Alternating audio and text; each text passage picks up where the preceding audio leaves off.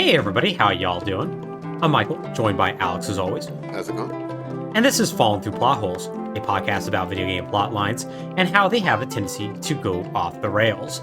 And this is part 3 and the final part of our miniseries on the Xbox One, the disaster of a console for Microsoft that almost killed the Xbox brand and has certainly left it in a kind of weird cripple state ever since. Or at least it does on paper. I'm sure if you ask Microsoft, they would heavily disagree as they continue to buy literally every video game company in existence. But yeah, if you want to listen to other parts, you can find them on fallingthroughplotholes.ftp.podbean.com. You can check out parts 1 and part 2. If you just want to hear about how this system even got announced and all the fallout from that, though, you're in the right place, as we're going to be talking about that today. Alex, how you doing? I'm doing good. Good. So am I. We just got done recording part 2, where we basically talked about the lead up, and we are now very hyped to see how this train is going to go off the rails. Oh boy, it's fateful. I would call it a fateful campaign. I absolutely would.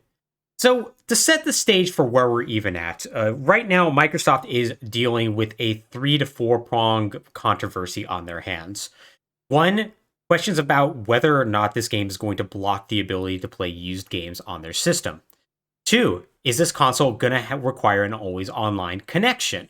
3, the Kinect, is it always going to be on and watching you, and does it need to be constantly connected to the system? And 4, a brewing social media controversy caused by one of their now departed employees, basically deriding people's fears and concerns about the previous 3. All of these are a major problem for Microsoft, and they have essentially done nothing to quell any of these fears, other than saying things like, we have no reason to comment about our plans at this time, more or less. Stuff that indirectly confirms a lot of the rumors that are swirling around this. But, Alex, it is now a new day. It is now May 21st, 2013. And they are now in Redmond, Washington, about to unveil to the press and associated members of the video game community their new system. Now, this whole miniseries has gone through different iterations and whatnot as far as how long it was going to be, what the scope was going to be. I did toy with this when this was a part 1, about us doing a part 2, where we just sat down and watched this show and commented on it. But Alex, the truth is that this is a very boring press conference. Yes. Which I remember back in 2013 when I first watched this live, thinking, wow, this is kind of boring. And then fast forwarding to now, watching it again, being like, wow, this is incredibly boring. Which is maybe the worst thing you can say about the debut of a new video game console. It's not great. It is not great. Now, why I say it's boring, it is also very fascinating. Because they are going to make some decisions and focus on certain things that are going to be... It's going to be mind-blowing why they decide to do that. And it's something that, if you have the context of what they are leading up to, the numbers that were involved in TV and streaming and all that, and other multimedia services that were being used on the Xbox 360... You get why they are going to make a lot of these decisions. Right. Except for one, and it's literally going to be the first thing they're going to focus on. There is one insanely baffling decision. But Alex, we might as well just jump in and talk about this show and talk about the fallout afterwards. So, once again, we are in Redmond, Washington on the Microsoft campus.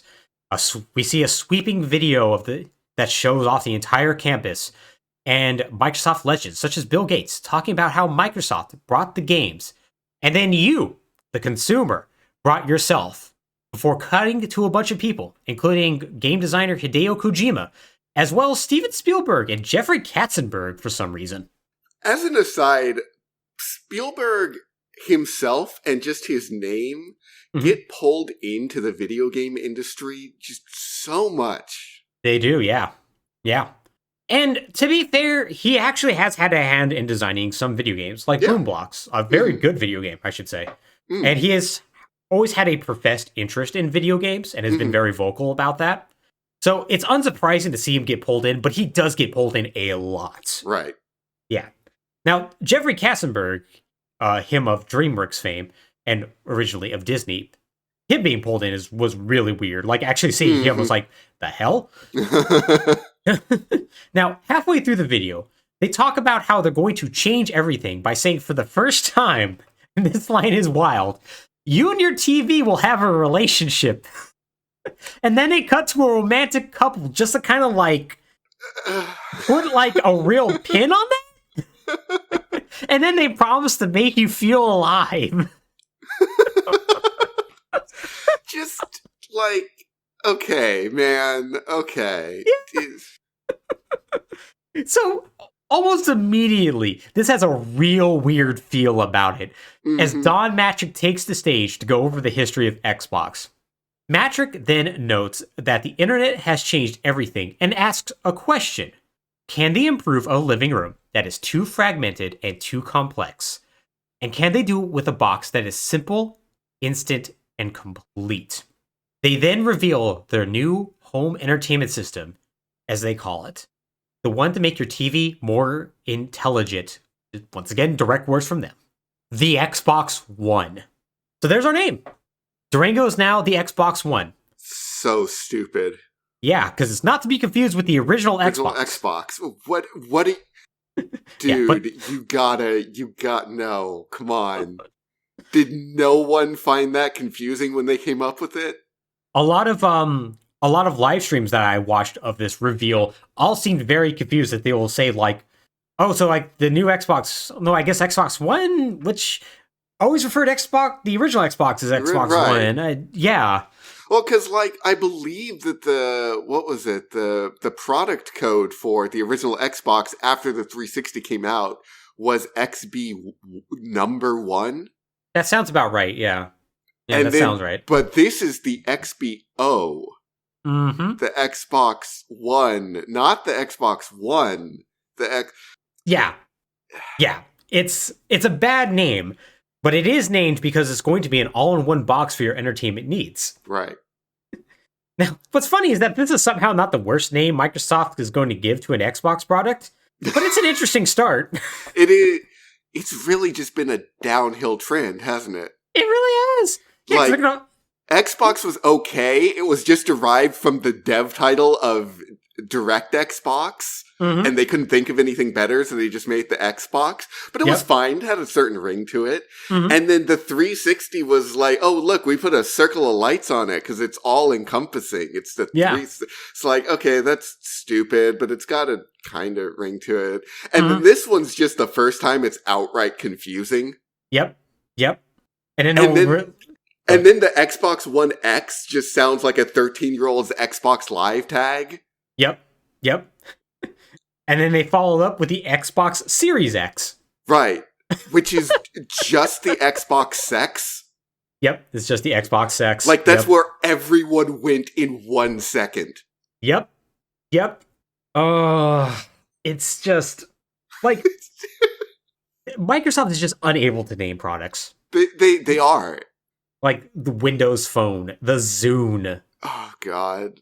At least Surface makes sense. Yeah, Surface makes sense. Better than Smart Glass.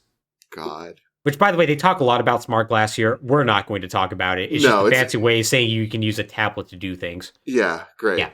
So, this has now been revealed.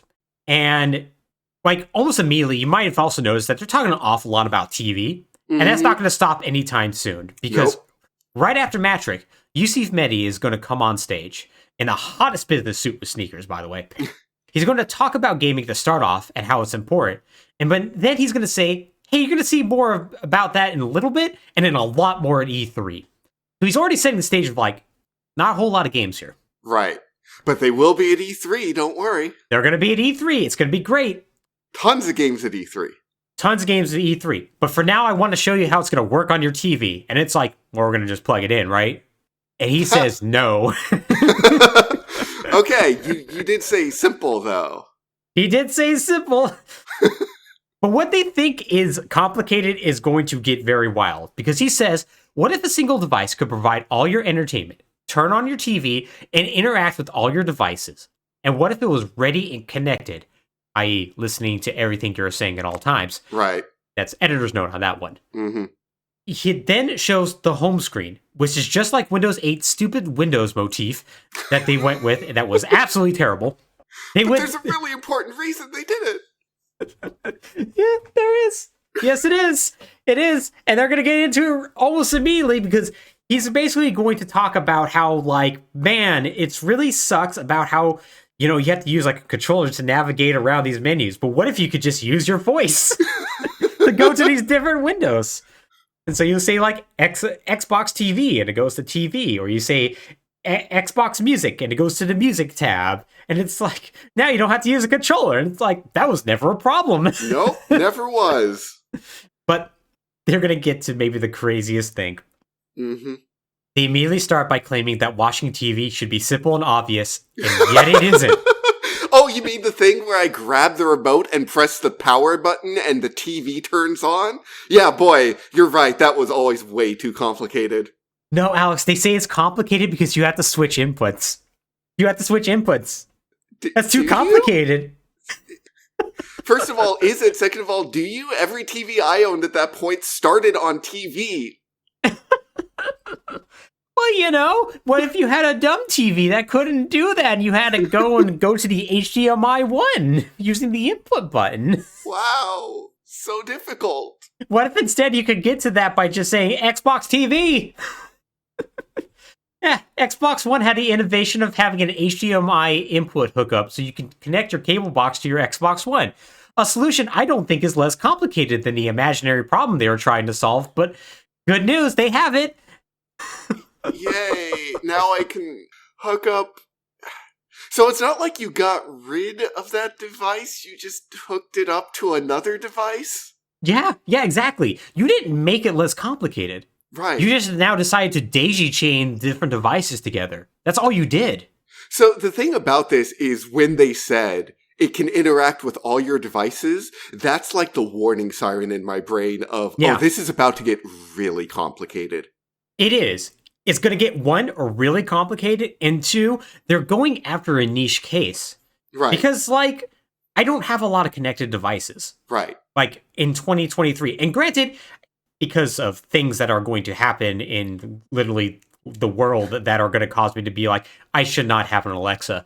But, you know, like, most people I also know don't have that. And I live in Seattle.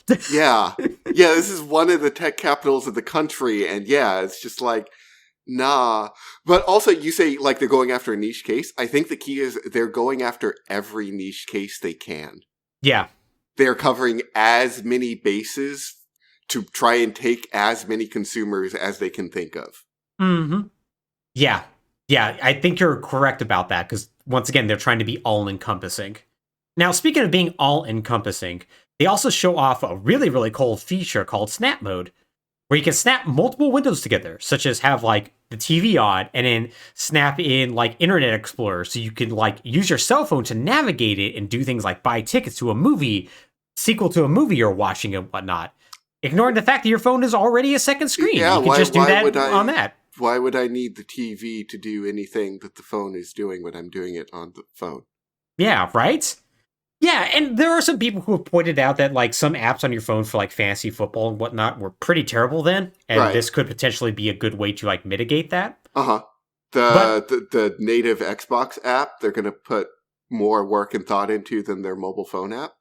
Yeah, maybe. I don't know. Possibly. Yeah, it's one of those things where it's like, okay, I can see the potential, but at the same time, you have a phone. It's fine. Yeah, you already have that second screen. It's the thing that doomed smart glass in the first place. It's like, but I already have a phone. Right. I'm not gonna just have a tablet next to me. I'll just use my phone. It'll be okay. Now, go ahead. Sorry, this might be jumping ahead a little bit, but you want to talk about just like overreaching your bases to cover everything? Mm-hmm. The Xbox One has like a cable box input. It has an HDMI input. Yeah. And I assume that was like for the Kinect, but I have streamed my Switch to my Xbox. Huh. Have you now? Yeah, or it might have been my Wii U. I was trying to use the Xbox as a go-between to like stream it for some reason. I don't remember the exact details. The point is, it doesn't need to be able to do that. But it can. It can. Yeah, it's... I think I've heard of other people doing that with the Xbox, because, yeah, it would have Twitch integration at some point. Right.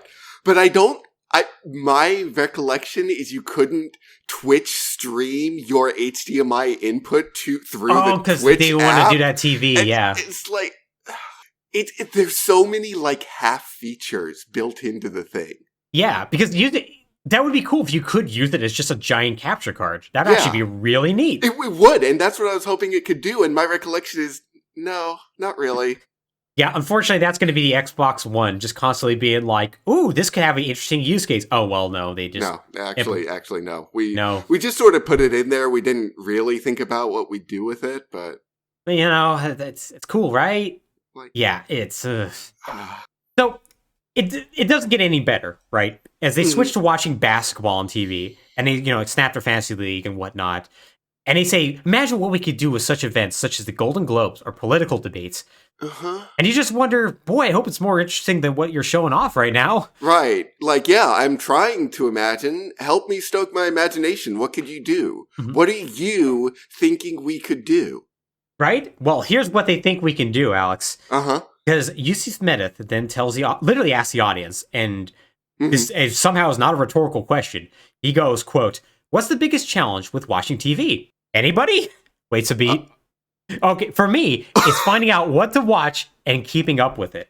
He then introduces the Xbox One guide. They show off a fucking TV guide and acts like it's an innovation because you can use your voice to select channels. He does multiple demonstrations of him switching between channels. He's like, look, that's cool, right? Let's see that again. We don't need to see it again. This is the first 10 minutes of the show, or a full sixth of the reveal's runtime. Dude, that problem was solved for me when I was 8, when TV Guide put out a book every week. Right? Yes. You look at the book, and the book tells you what's on when, and you're like, okay, now I know. Thank you, book. Yeah, and if, that is, not enough for you, don't worry. By 2002, basically every cable box is going to allow you to do that on your TV. Yeah. And hey, here's a real crazy thing. You can hover over, one of the channels, and then you can hit the button, and it'll just go directly there. Right.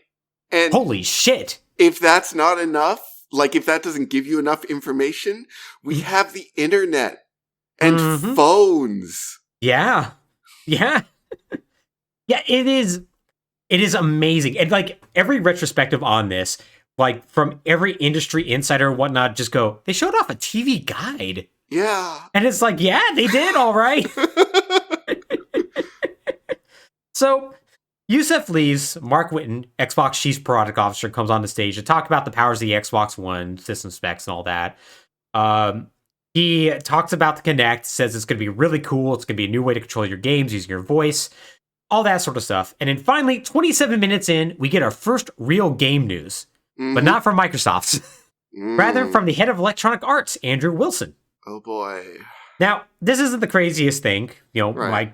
EA and Xbox have been pretty closely tied together. Yeah. But basically what they do show off is a bunch of fake trailers for a bunch of games that are just target renders that is not real. Cool. It's not real footage. Cool. So, great. Great. Next up, Phil Spencer comes on stage, and we finally get to talk about games. 35 minutes in, and they show off Forza Motorsport 5. Has footage and everything. It looks like it's real. It's not, unfortunately. To be fair, if you're trying to show off a fancy new piece of hardware, racing games are really good things to show off because racing games are pretty. They are, but you would expect them to actually show off the racing game. Yes, you would also then expect not another target render. Yeah, and to be fair, they do use what are going to be the in-game models, but it is not the actual game because the audience is not billboards. Right. Yeah, they're fully rendered. Yes. Yeah, that's not real. Yeah, so it's not real. Next, Microsoft shows off Remedy's new game, Quantum Break. Maybe one of the most amazing reveals I ever seen, but not for the reasons they want. Because the trailer starts off with FMV cutscenes of real actors, basically a woman and a small kid, and the kid being like, you sure you want to know? And then it cuts to a pre-rendered trailer of a barge running into a bridge, and the words, time is the fire in which we burn. It tells us nothing about the game. Again, that was a third-person shooter that had a companion live-action TV show you had to watch to get the full plot. It was very dumb. It was very dumb. It was endearingly dumb. Mm-hmm. And it even played fairly well. But the gameplay was like 20% of the game. Yeah. Yeah, it was definitely trying to be more of like an actual TV show. Yeah. And in summation, it was fine. And Remedy, in all of their current effort to like tie all of their properties together into the Remedy-verse, has completely disavowed Quantum Break. That didn't happen. Don't worry about it. Yeah. Yeah, it is the one thing they are definitely not proud of. Yep. So, 40 minutes in, still no live footage of the game. Spencer then cedes the stage to Nancy Tellum to talk about how Xbox is going to change TV. She literally says that Xbox will become the next water cooler, because Xbox is going to revolutionize TV by making it more personal and sociable. Xbox can't be a water cooler. It's in your house. Yep, right? Can't be sociable with that, but okay, sure. She then claims that Xbox is currently working on various TV projects, and then she invites Bonnie Ross, the head of 343 Studios, on to talk about the new TV show Halo. That's right, you wanted a Halo game? Fuck you, how about a TV show instead? How about a TV show? Oh, man. Yeah. In the current year, this is especially dark. Mm-hmm. Yeah. This one has a tail to it. It kind of does. Yeah, it's kind of funny how it's going to take them a full 10 years before it finally happens. And when it does happen, people are going to be like, this is not good. Not sure about this. Oh, you want to know what's real funny, though? Yeah. There actually was a live-action Halo TV show released in 2014. Did you know that? Did you know that? I don't know, because I'm going to be super honest. By 2014, the number of tangential Halo products was so vast, I stopped paying attention. That is probably why you didn't notice it. Yeah. Yeah, there's a 5-episode live-action Halo TV show. Is that Nightfall? It is Nightfall, yes. I heard that was awful. Yep, it is. Okay, great. You better believe it is. Yeah, okay, yeah. Like, my knowledge was like, Forward Unto Dawn was fine, and I heard Nightfall was bad. Yep. Cool. Yeah, so, this is not the TV show they're announcing, by the way. That was actually a separate project, oddly enough. Right, of course. So, yeah, Bonnie Ross announces that Steven Spielberg is going to help create the new show, and then he shows up in a live video to talk about it a bit. Nancy then announces that Microsoft has a new partnership with the NFL that will change football forever. They need to stop talking about how they're going to change things forever.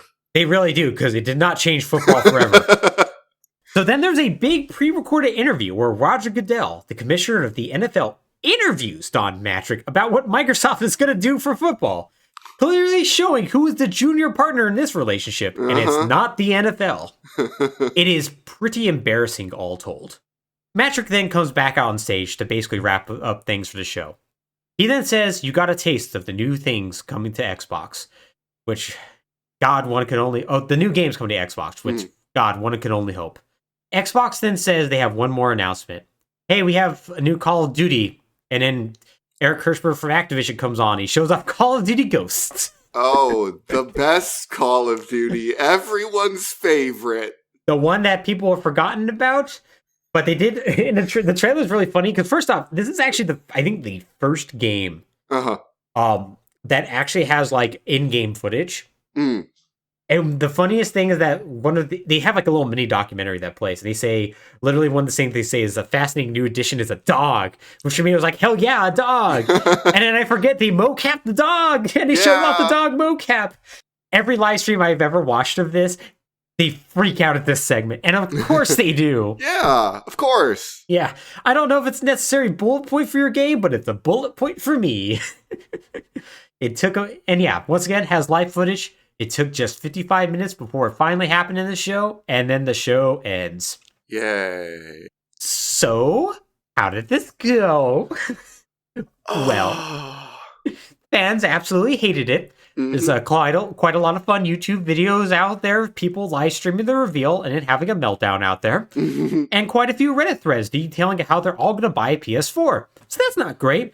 Nope, not very good. Now, internally, it wasn't much better.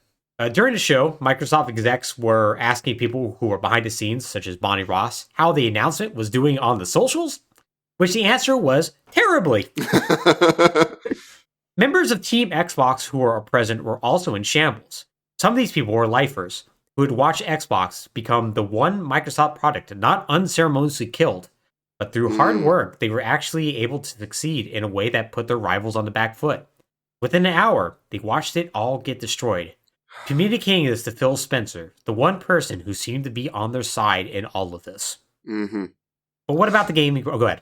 I was going to say, so, okay, like, taking a large view, taking a step back, it's really clear what they're trying to do.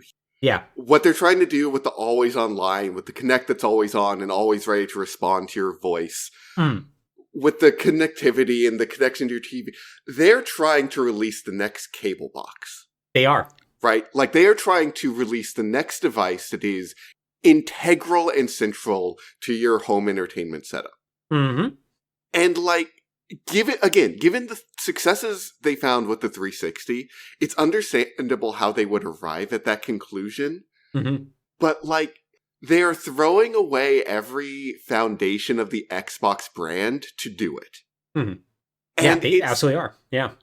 It's a gold rush. They are chasing a momentary flash in the pan for the sake of, and throwing away everything that has kept Xbox ostensibly profitable and important to the company to do it. Mm-hmm.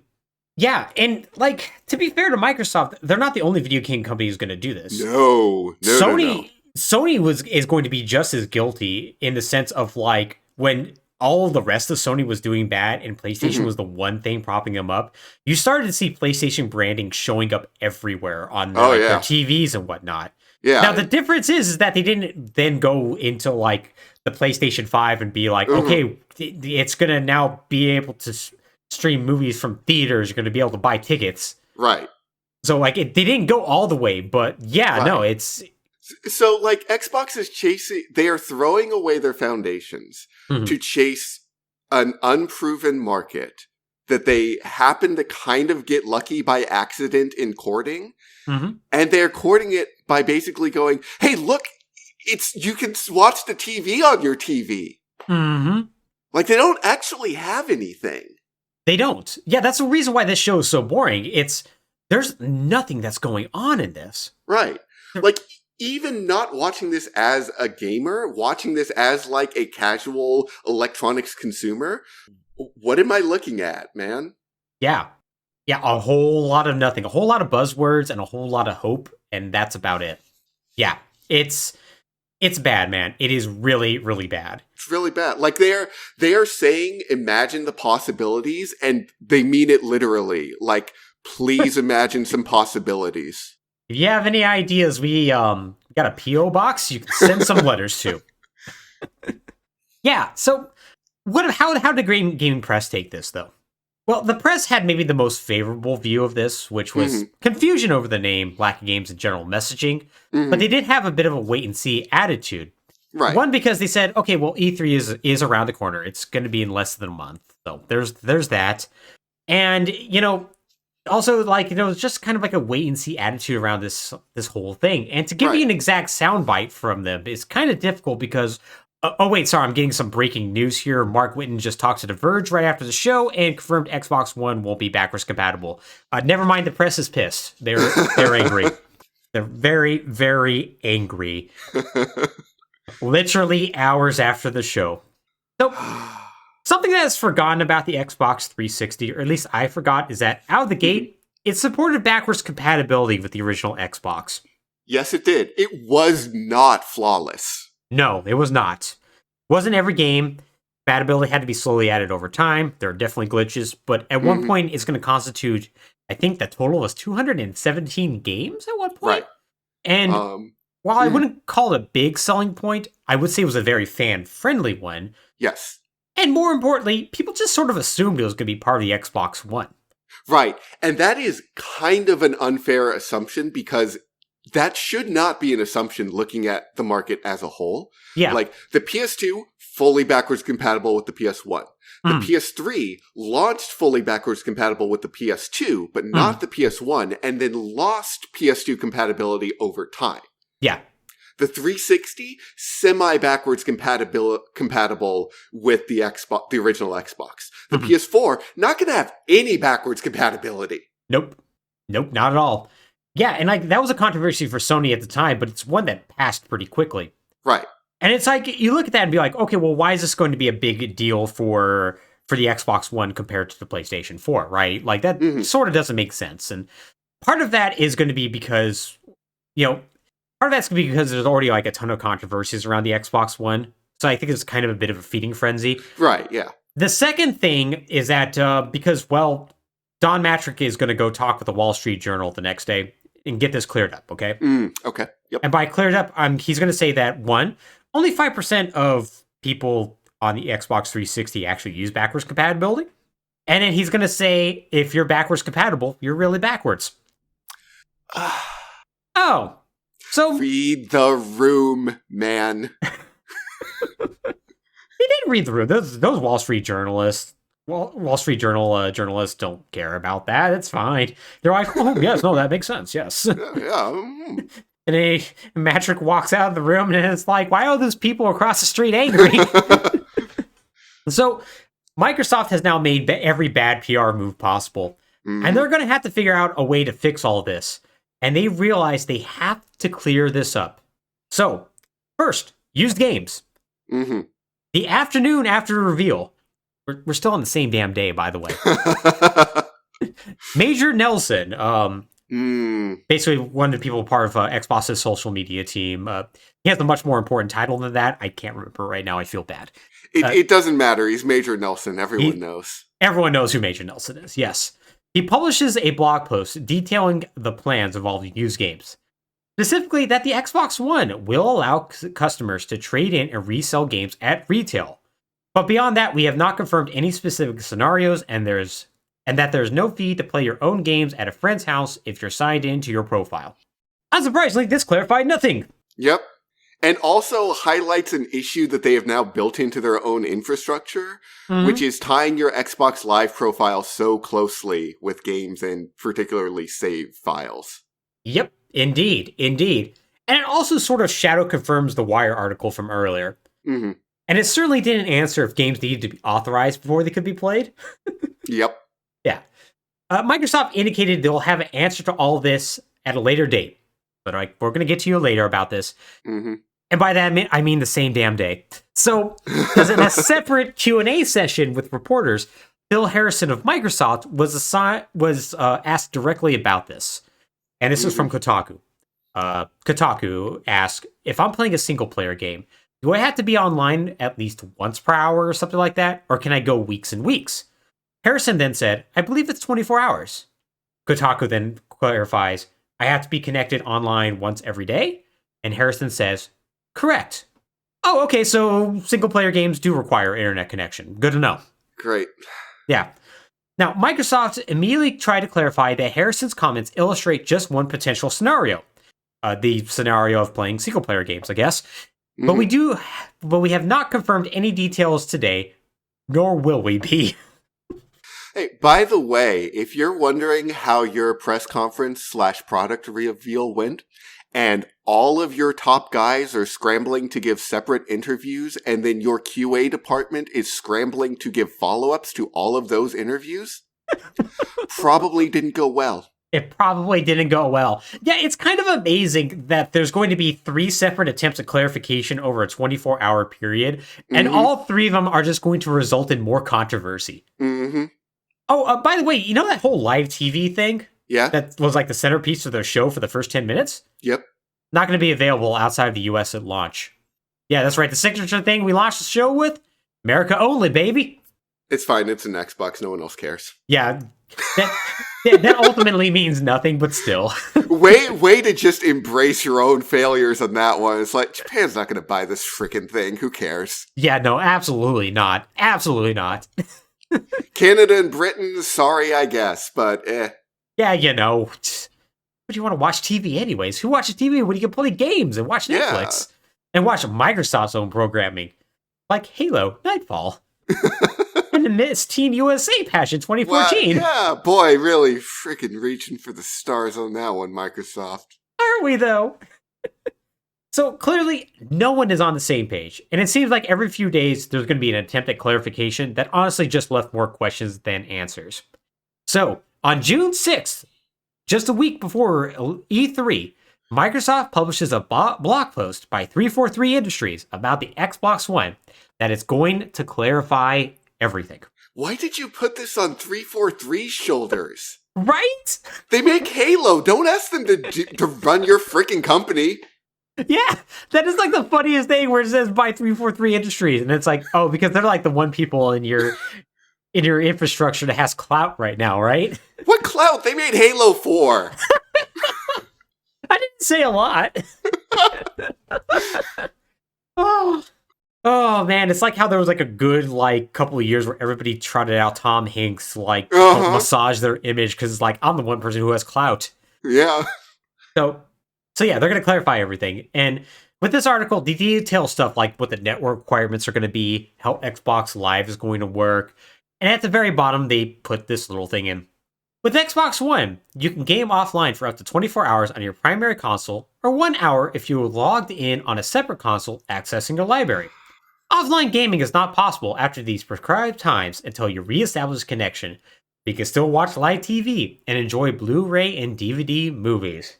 Well, great. Here's a direct confirmation of everything everyone feared. It is so wild. So it's like people keep asking Microsoft to clarify this point, and it is because the thing that Microsoft seems to be saying seems so outlandishly like anti-consumer and undesirable that everyone's going, okay, are you sure that's what you're going with? And Microsoft keeps going, okay, hang on, let us clarify. I think this is coming off badly, let's clarify. And then they say the same thing. Yeah, they say the exact same thing and people go like, okay, but are you sure? Are you sure? And they're like, okay, I'm sorry, maybe you misunderstood. Same thing. Yeah, we don't know how we can be more explicit about this anti-consumer Yeah, I'm sure policy. to Microsoft, they're like, yeah, did you not hear? Like, that's the thing, right? Yeah, and that's everyone's the thing. like, the disconnect about how nobody wants this is the core issue. Yeah. Is like, guys, bad look. Bad look. Yes, absolutely. Absolutely. But of course, it's only going to get worse from here, Alex. Now, once again, direct confirmation. And honestly, had they just come out and said this from the get-go that this was what was required for the system, they maybe could have avoided a lot of the fear and speculation. Right. Probably tempered the building rage from their fans as the company failed to communicate and answer their concerns in a way that didn't feel insulting. At the very least, they could have focused on the exciting potential of the Xbox One, including their new Kinect that was going to be better than ever. Right. Sure, the fact that it was always listening was a bit odd. A little odd. Technically always watching, too. Yeah, technically always watching, but apparently it only listened for the command to turn itself on, so whatever. Not that big of a deal. It's the same as Siri. Yeah, it's really not that bad. So people... I mean, it is that bad, it's just that we have like 8 devices to do that at all times these days, so... Yeah, exactly. We're already in the swamp. Yeah. What's one more boulder? Yeah, what is one more boulder? And really, some people are just making a big deal out of this potentially transferring like video and audio to a third-party site, but that just seems something out of a spy movie anyways. Yeah.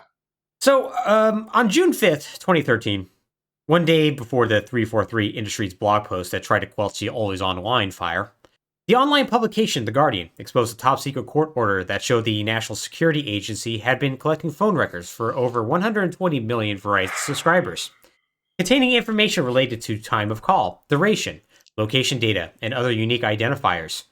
The following day, on June 6th, it turned out this was a far larger than expected intel gathering operation than previously thought. The NSA, through a program called PRISM, had been collecting data including email, voice and video chat, VoIP, location data, among other things, of not only Americans but foreign nationals, and had been doing so since 2007. This was via a secret court order to compel various companies to store and provide the data, including Google, Facebook, AOL, Skype, among others. What this set off outside of games was easily the biggest international incident of American President Barack Obama's administration. One that showed that not only were America's allies being heavily spied on, but their own citizens as well, regardless if they are under criminal investigation and not in a manner that was constitutional. The extent of the spying and volumes of evidence forced the Obama administration to confirm on June 7th, 2013, that this was all true. Much of this information can be sourced back to one NSA contractor who, upon leaking this information to journalists, immediately fled to Russia. Edward Snowden. God, you remember when all this was shocking? Yeah, right? Man. Yeah, speaking of, getting numb to things, right? Yeah, just like 10 years later, it's like, yeah, of course our government's spying on us through our smart devices and communication. Of course they are. Mm-hmm. Of course they are. Yeah, no, why should we trust them about this? Yeah, it's... But also, what would we do about it? Yeah, there's not really much, honestly. All I can do is just find the most shocking porn I can that's still legal. And force them to be like, hey, you want to spy on me? Hey, look at this. It does turn out that they do have a lot of they were collecting a lot of webcam data of sexually explicit material. So yeah, yes. I imagine. Yep, they indeed were. And yeah, it's like this is all stemmed out of the Patriot Act, which was put in under a Republican administration and then expanded and continued under a Democratic administration. So it's what are we going to do about it, right? Yeah, no, the whole government is in on this one. The whole government is in on it, and the event has incredible ramifications that we still are wrestling with to this day. It's an event that heavily undermined the trust that the American people had in their government in a way that's only comparable to events such as Watergate and Vietnam. Yep. The idea that devices such as your iPhone could be recording you without your consent was shocking. And while we have largely grown numb to the security state that exists today, the reality is that our relationship with technology is forever changed, and it is for the worst. Every time I walk into somebody's house and I see an Alexa, I immediately just kind of cringe and just kind of wonder what if it's listening. It is.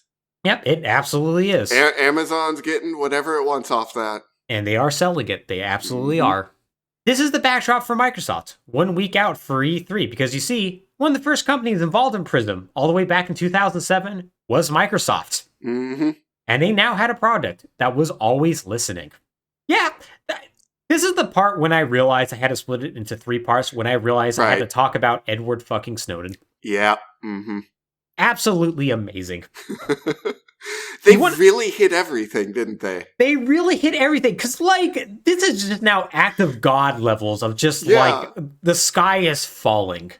The entire, literally all of America is wrapped up in this, and they just happen to be the ones to get pushed in front of the bus first. Yeah, and to be fair, it's because they were literally one of, if not the first company that got roped into this entire thing. Which is like, oh, look at y'all being ahead of the curve. That's great. And life lesson, when someone says, let's just go along with it, what's the worst that could happen? This is why you don't. This is exactly why you don't. Oh, yeah, it is, it's absolutely horrifying. Yep. Now, Alice, I mean, whatever. It does make the Kinect's always-on functionality seem scary, but it's not like it's actually listening. Oh, actually, it was. So, it was, yeah. Yeah, it turns out the NSA, alongside the British, were actively considering it for use in the NSA's optic nerve program, a program designed to capture webcam images without the user's consent, which is how the NSA has a lot of footage of people naked and engaging in sexual acts that they have had to clarify that, well, no, we keep it separate from our contractors, which is like, you just shouldn't have it in the first place. Yeah, that's not, it is a concern, but it is not the only one. Yeah. It's like, all right, well, okay, whatever. I bet the Kinect isn't truly going to be required for the Xbox anyways. Oh, wait, Phil Harrison's here. He said the Kinect and Xbox One are one of the same. Oh, okay. Yep. So once again, Microsoft has stepped into it, and boy, did they! Because ultimately said, we are making the next cable box. This is going to be the integral piece of hardware to your entire home entertainment system. And also a spy cam for the NSA. Yep, exactly. That's exactly what they said. And it's like, well, shit. And it's not like we could disconnect it, so all right. Okay, great. Yeah. Because like I could at least choose not to have a webcam or an Alexa or something like that. I kind of, if I have an Xbox One, I got no choice, buddy. Yep. So, yeah, all of this is just starting to come to a head. And so the very next day, well, I guess it's on June 6th anyways. These come so fast and furious that it's hard to keep track of what day it is. It really is. On June 6th, they release a bunch of press releases, and I mean a bunch, basically detailing the plans. And I've read through these documents, but thankfully somebody has done a very good job of summarizing basically the main points you need to know. That's the YouTube channel Stop Skeletons from Fighting. A very fun channel if you want some really dumb stuff. Excellent content. Excellent content. Can't recommend it enough. And they have a very good summation of what this all meant. So here's the final word on the Xbox One. 1. The console must connect to the internet every 24 hours. 2. It will allow used game sales, but only at participating retailers and only if a publisher allows it. What publisher would allow it, dude? Exactly, right? Now, if I remember correctly, this is the first time that detail came out. So, congratulations. They just now introduced another controversy just out of nowhere. Great. Good on them. 3, lending and gifting games will be restricted and also not available at launch. To also introduce that little nugget. Great. And finally, you can turn the Kinect off. Oh, that's good. Yeah. Yeah. Excellent. So, Alex, you know, there are many places where you can point and say, this is where the Xbox One died. And honestly, a press release more or less confirming everyone's fears and anxieties about the box, besides, the NSA spying part on you, is probably that. At this point, Microsoft has probably sunk to the very low, oh shit, wait, E3 is a week, and they have a press conference. Maybe they could turn this around. They could turn this around, Alex. They can turn it around. Like, the PS3 proves that you can have a disastrous console run-up and turn things around. They absolutely can. And granted, PS3 just dealt with hubris and a high price point and not a controversy enveloping in a presidential administration, but you can still turn it around. Just higher bar you gotta clear. So, June 10th, 2013, Don Mattrick gets on stage in Los Angeles and immediately announces, as promised, today is all about the games. Microsoft had to get out beforehand and say, no, don't worry, it's going to be all about the games, by the way. And boy, do they have games. Hideo Kojima comes out and shows off Metal Gear Solid 5. All right. They show off Crytek's Rise, the Son of Rome. That certainly looks like a game. Insert how many times you think about the Roman Empire TikTok here. Yeah, pretty much. They also dedicate 9 minutes to the show to it. It goes on interminably long. It's like Crytek's most boring game. It really is. Oof. Boy, oh boy. Oh, God. It's the most nothing game that company's ever made. It really is. Once again, it is amazing that the Xbox One had one of these and then the PS4 had their own version of that. It's just amazing. Amazing. So, they also show off the new Killer Instinct, which was good. Good. Great game. Great game. Wildly messed up development over its entire life, but still a good game. Still a good game. Oh, wow. They got Insomniac to do a game for them called Sunset Overdrive. Oh. Yeah, not quite the same level as Sony getting Bungie to basically do stuff for them, but still pretty darn impressive. Yeah. You know, Witcher 3 was shown off. That was cool. A 30-second or so trailer for a new Halo game because everyone was angry that they announced the TV show last time. Project Spark! Don't worry, we're making it, and it definitely won't disappoint you this time. Spoiler alert, it's disappointed a lot of people. Yeah. Project Spark! Remember Project Spark? No. I freaking don't. It was their game creation suite. Yeah. Oh boy. They and Sony also both had one of those, didn't they? Yeah. And to be fair, so did Nintendo. Yeah. Oh, Game Builder Garage. God. Hey, they brought a sports car out. That's cool. Wow, yeah. Well, you know what? This is a pretty good E3, Alex. I would say so. Some good games on display. Yeah, and look, who's on stage? It's Phil Spencer. Everyone loves Phil Spencer. Love him. And he's going to announce the price and release date of the Xbox One. Oh boy. Yes. This is like their point to just not drop the ball. Yeah. Learn from Sony's mistake and don't drop the ball. Just don't drop the ball. It's going to release in November of this year. Great. And it's going to cost $499 US. The audience audibly gasps when this is announced, and Spencer just grimaces before getting back into hype mode. Like, you see him grimace because he knows this is not going to go well. And it does not. No. Remember back in the first episode when I said to keep in mind the PlayStation 3's price and how it's going to all come back around? Mm-hmm. We're here, baby! Yeah! This was the second to last thing they announced. They talked about Titanfall right after this, but this is all anybody cared about. It sunk the show.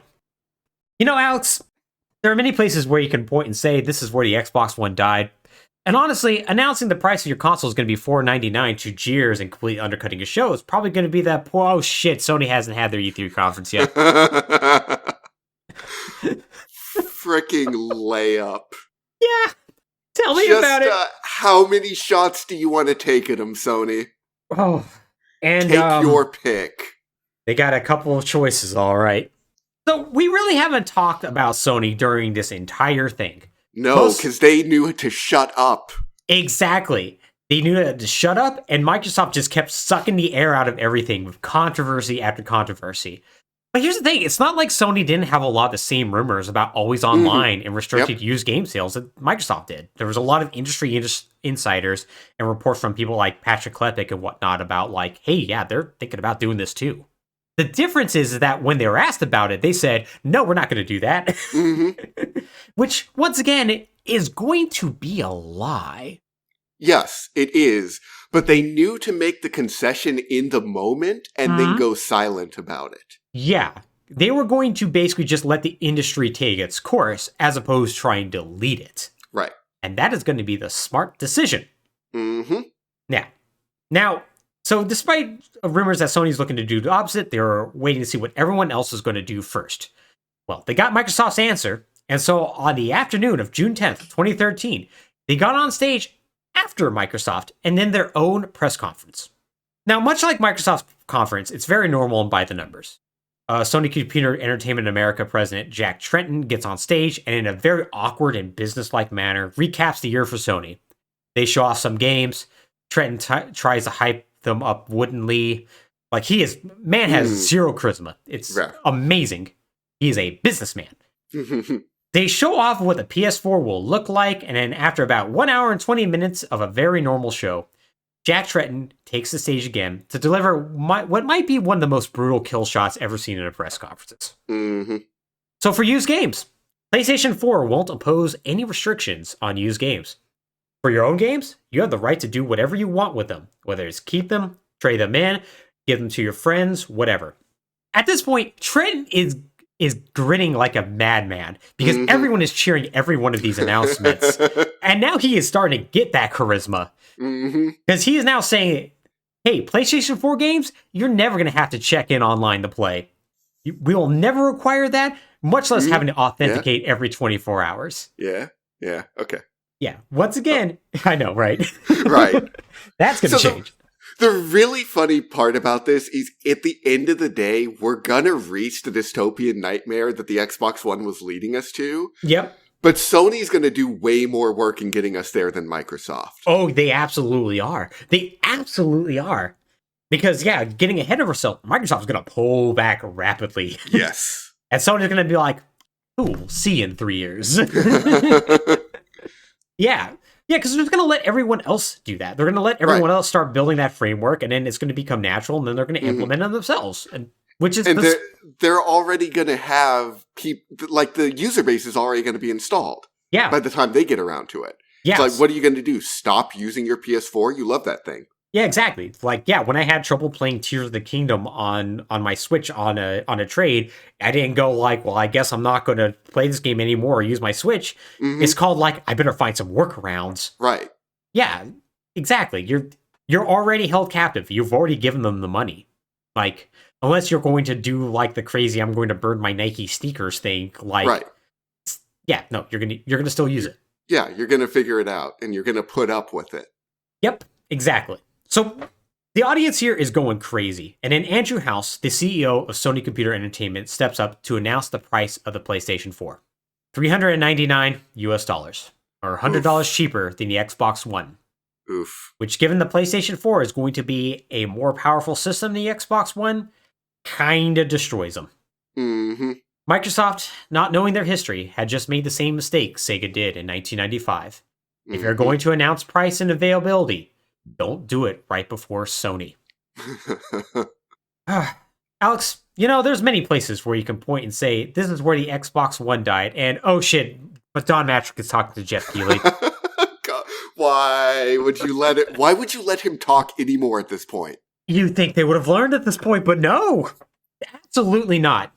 So the next day, June 11th, while everyone's still at E3, Matrick takes an interview with Jeff Keighley.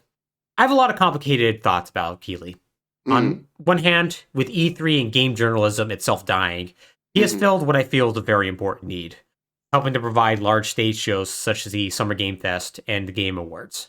On the other hand, he is, for the lack of a better term, a bit of a starfucker. At this point, video game journalism was starting to actively die. Outlets such as Kotaku and Giant Bomb would soon find themselves losing journalists like Jason Schreier or Patrick Klepek and Stephen Totillo because, well, this is an enthusiast industry. Right. One where their livelihoods rely on being first. And if you're critical of companies that give you copies or pay you advertising dollars, no matter how justified it is, not surprisingly, they're going to pull that funding and put the screws to you. Around this time, companies such as Nintendo were finding it much easier to either hold their own shows or give access to streamers and other influencers, had little to no qualms or reasons to follow any sort of journalistic standards. Many of these names that I just mentioned would go to outlets like Bloomberg, where they're insulated from this sort of consequence. But more likely, they would just leave the industry entirely. They couldn't make money, they couldn't find jobs, and when they did, they would be actively punished for doing them well. The ones that remained basically had to trade in access journalism, give favorable treatment, ask softball questions. And Keighley is one of these people who are in this particular set. And I understand why. I understand why Keighley operates the way he does. And that's why I find it fascinating that Don Matrick is about to give an answer so profoundly bad that Keighley will be unable to stick with that. Alex, have you ever seen this exchange? I don't know. I might recognize it when I see it. I'm going to show it to you. Great line for games. Yeah, and absolutely. I think people are going to love it, and then they're going to understand what we're trying to create and how it links games and entertainment, the functionality of the box, some of the advantages that you get of having a box that is designed to use an online state. So that, to me, is a future-proof choice, and I think people could have arguably gone the other way if we didn't do it, and fortunately we have a product for people who aren't able to get some form of connectivity. It's called Xbox 360. Right.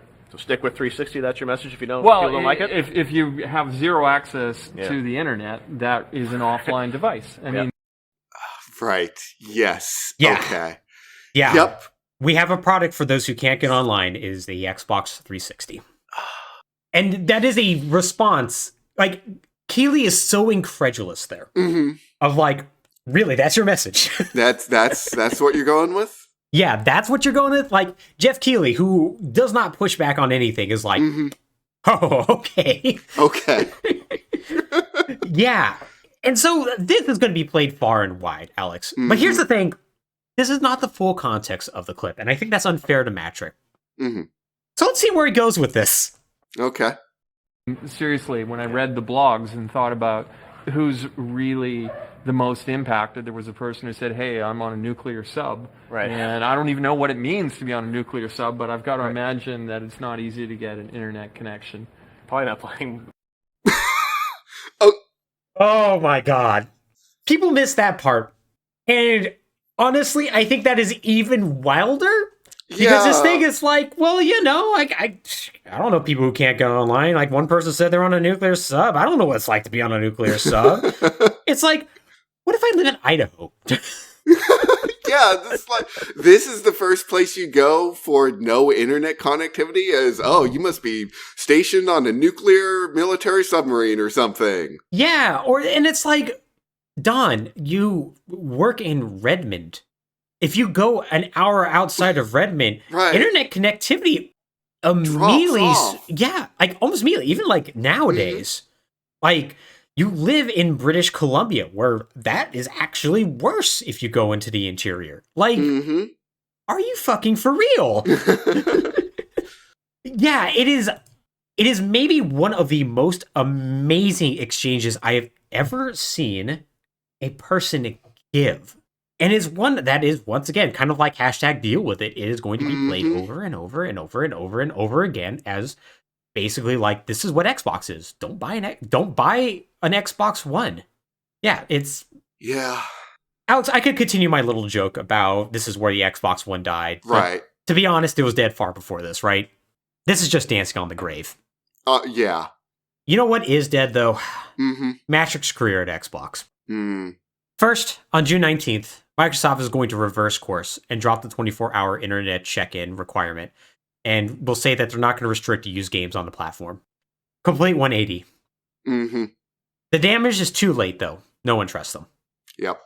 On July 1st, Don Mattrick leaves Microsoft. And it's honestly not surprising. Heads are going to have to roll for this, and honestly, you have to look to the top. The buck is going to stop with Don Mattrick.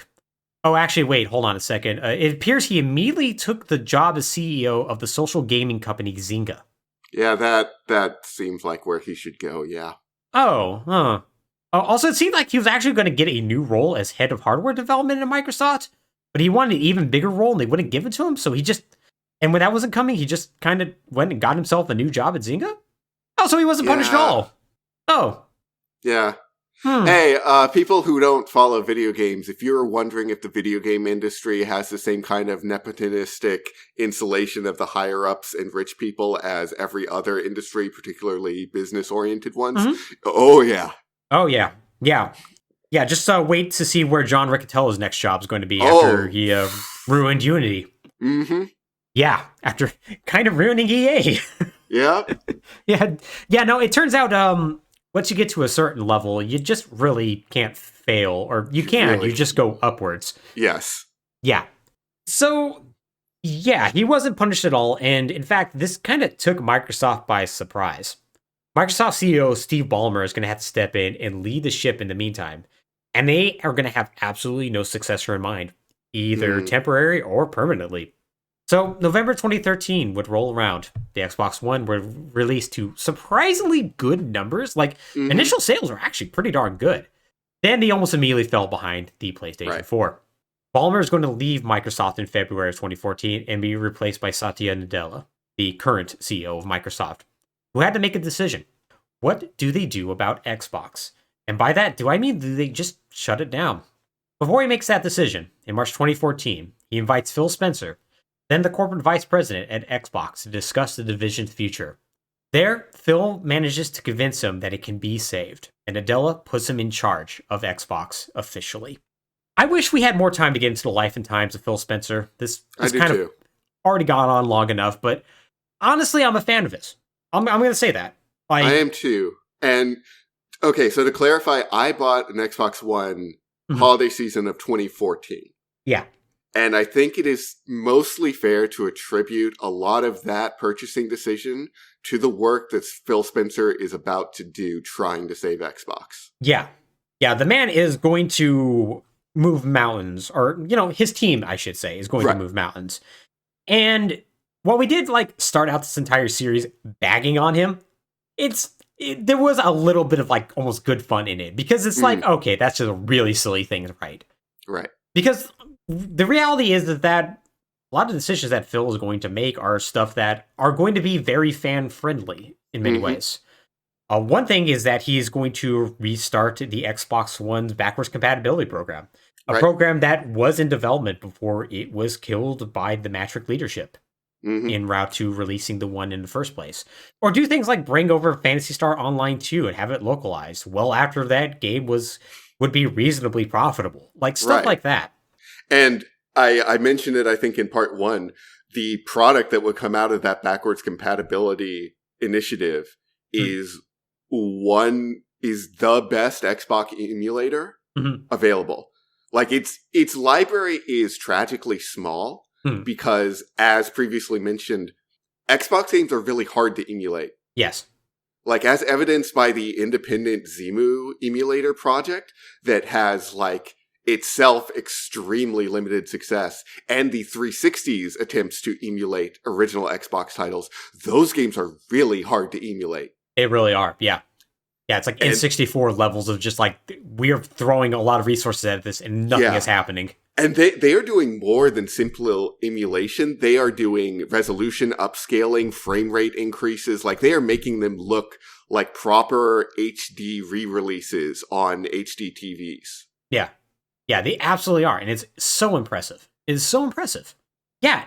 So, yeah, needless to say, he's doing good work, and he's doing a lot of really good fan moves. And that's basically going to be the consistent motto of Xbox, is just how do we get the core gamer fans back? Yeah.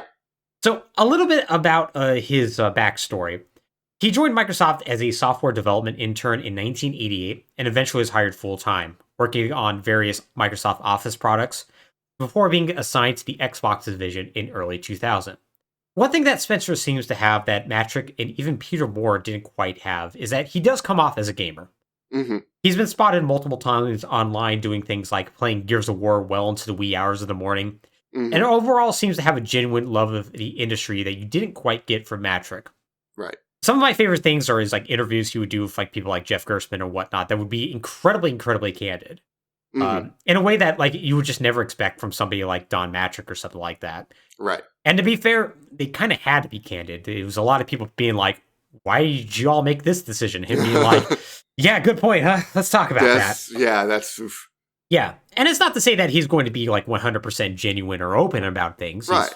He's still the head of a major element of a large corporation, but he's still going to be far more genuine than what you typically will get.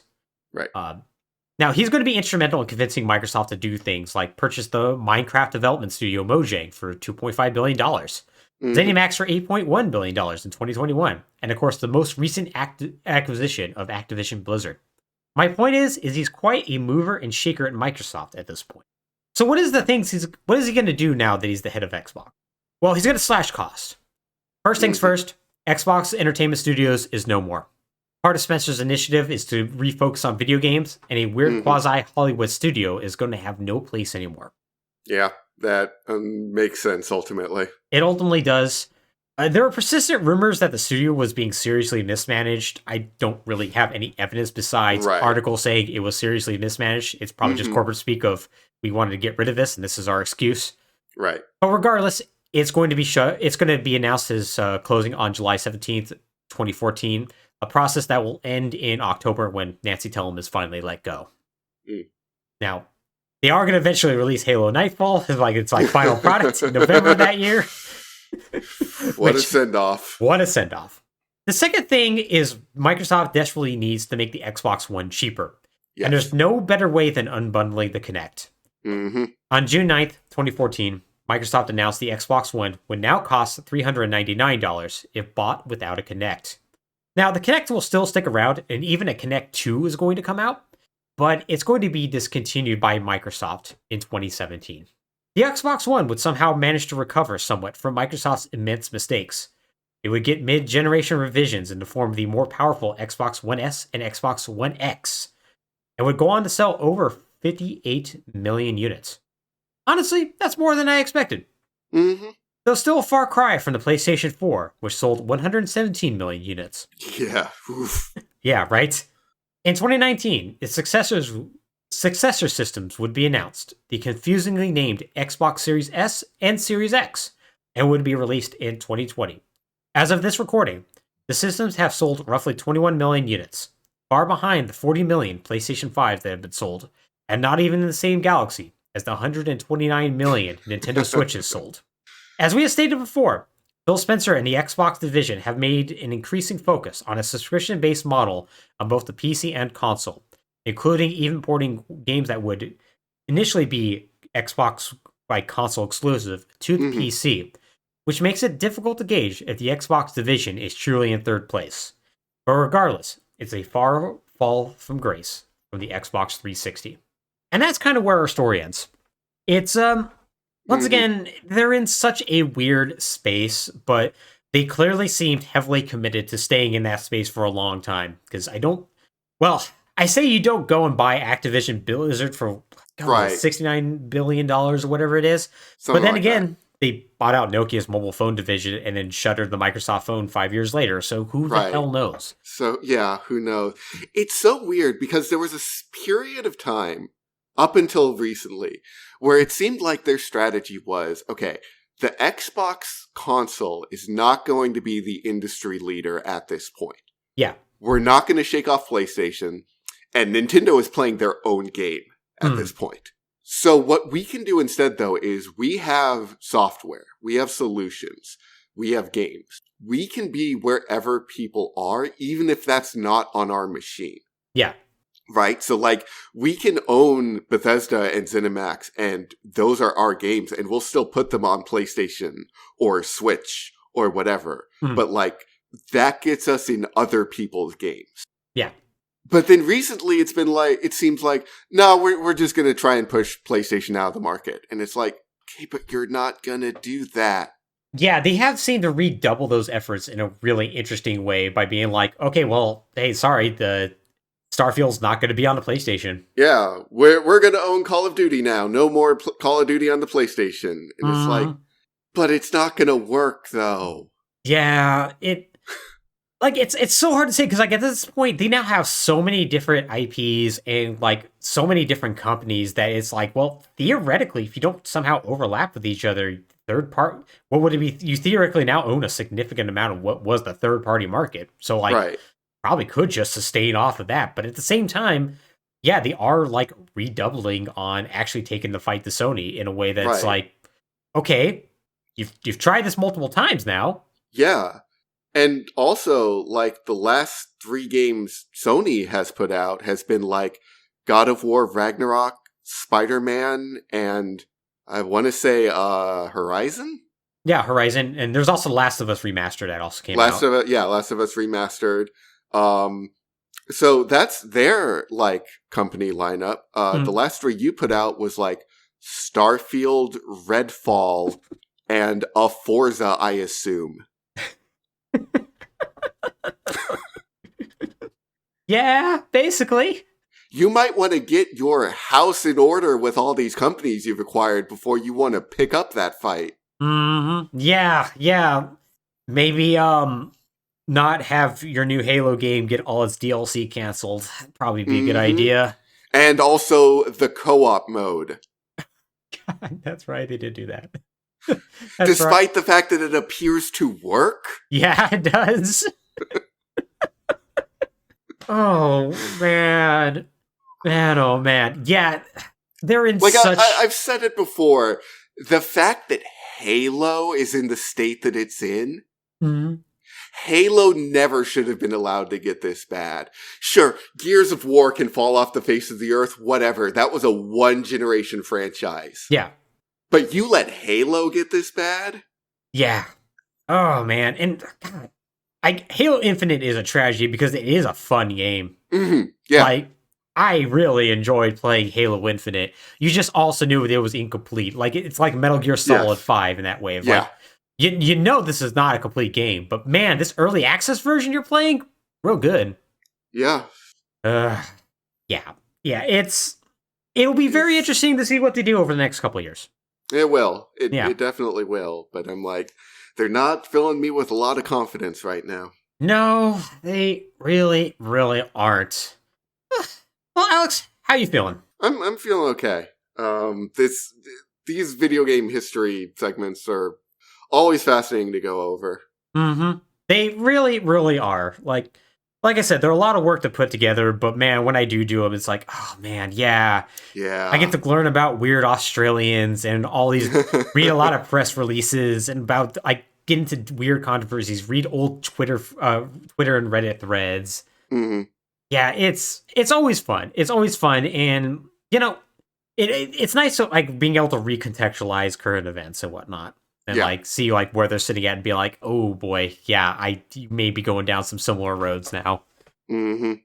But yeah, it's great. It's great. It's great. I do have one final thought that I want to bring up, which is I was thinking about this after recording last week, and the lead up and release of the Xbox One is probably the most appropriate way that console generation could have begun. Because that generation as a whole was a nightmare. It's a very bad console generation. Like, Microsoft was not alone in this. They were maybe the most visible, but it felt like every company's bad decisions were coming home to roost. Yeah. You had Capcom following up Resident Evil 6 with whatever the hell Dead Rising 3 was, and then going on to Street Fighter 5 and Marvel vs. Capcom Infinite. You had Activision burning off all of its IPs and just divesting all of its cash cows, including World of Warcraft, the cashest cow to have ever cashed. You had EA just shuttering studios left and right, including like Westwood, the creators of Command and Conquer. Yeah. BioWare managed to squeak out Dragon Age Inquisition, which was okay, followed up by Anthem. Oh, Anthem. What an amazing game. Bethesda went on to do all of the things Bethesda did. Like, it's just... Konami, a company that began the last generation with Metal Gear Solid 4, Guns of the Patriots, and ended it with the likes of Lords of the Fallen and Never Dead, would go on to half-release Metal Gear Solid 5, cancel Silent Hills, and then leave the freaking video game industry. Now is like, desperately trying to get back in. Just for some freaking like, it is just every major video game studio is just looking at every decision it's made and going, oh crap, it's all falling apart. Yep. Even Sony, riding on the high of trashing all over Microsoft, is going to go on to then saddle its horse with Destiny. Yep. And sheesh, we're not even talking about Nintendo. Oh, God, yeah. We gotta... Just the Wii U and the culmination of every bad decision that was actually made on the Wii. Yep. Just leaving them no way out. Yep. Oh, man. Yeah, it's such a weird generation where, like, you had new consoles come out that didn't really seem more powerful than the previous generation.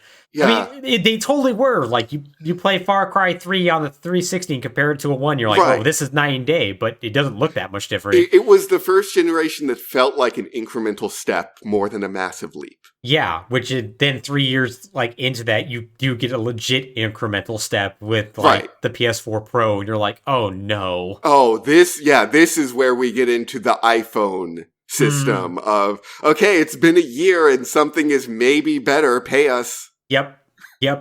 Yeah, thankfully that doesn't seem like that's becoming a consistent trend. Yeah, it kind of bounced off. Yeah, because I think everybody agreed that this ain't sustainable. Yeah. Yeah, and it's just like, it just ended up being just like the most underwhelming thing you could possibly think of. Yeah, it was massive. And like, even going back to the Xbox One of like, I don't know, back to your joke of, at this point, it seems like the Xbox One is dead. The Xbox One didn't truly die. It didn't, actually. Like, it died, and then it started to crawl back, and then it started to fall off again. Like, again, I bought mine because it was like, hey, look, we've got Recore, and Scalebound, and Phantom Dust, and Sea of Thieves. Wow! And I was like, yeah, wow! And then it's like, oh, just kidding. Yeah, we ain't doing that. Half of those aren't real, and half of them aren't the real you wanted them to be. Yep. I don't know, here's Evolve, I guess. Ooh, Evolve. Everyone likes Evolve. Oh, never mind. That's super dead now. Yep. Yeah, God, so weird. Just So weird. So weird. Thankfully, though, one thing I'll say about the new consoles is that they do actually seem like a legit, like, jump forward. Like, in terms of, like, things like loading times and, like, how just Spider-Man 2 looks. Right. I will absolutely agree with that, but it has also reached a place where they are becoming indistinguishable from just, like, a desktop computer. Yeah, there's also that. And so their purpose is becoming, like, less clear every year. Well, don't worry. As long as we keep getting incredibly bad PC ports, you know. Yeah, Sony's all over that, don't you worry. Oh, yeah. Damn right they are. Square Enix. I forgot to even mention what the hell Square Enix was up to at that point. Yep. Oh. You know, funny thing about the E3, Xbox One's E3, I didn't mention this. It was during that... No, it was not that. Actually, no, it was the PlayStation's. My apologies. That's when the Nomura came out to talk about Versus 13. And then their big announcement was that Versus 13 is actually Final Fantasy 15. And the logo changed to 15. And I was like, all right, yeah. God. Yeah, that's when they killed that. That's right. Yep, that's when Nomura's dream died. Yep. And was replaced by Bro Trip. Yeah. Oh, Bro Trip was so good. Bro Trip was pretty good. The first 30 hours of Bro Trip was good. Yeah, and then it just remembered it had to end. Yeah, it remembered it had to actually have a purpose. Right. And a through line. That wasn't just camping. Wait, does anyone remember how to make a Final Fantasy? And they went, what about it? We know that there's trains in there on occasion. Yeah, that's good enough. Good stuff. Good stuff. Well, Alex, thank you so much for doing this with me as always. Of course. And you, the viewer, or I guess listener, I guess technically if you are on YouTube, if you want to see more episodes like this, such as the first 2 parts, or just any other episodes that we've done, you should go to ftb.podbean.com or search for Falling Through Plot Holes on your podcast service of choice. You can also find us at YouTube. Just search for Falling Through Plot Holes and you'll find us doing things. It'll be cool.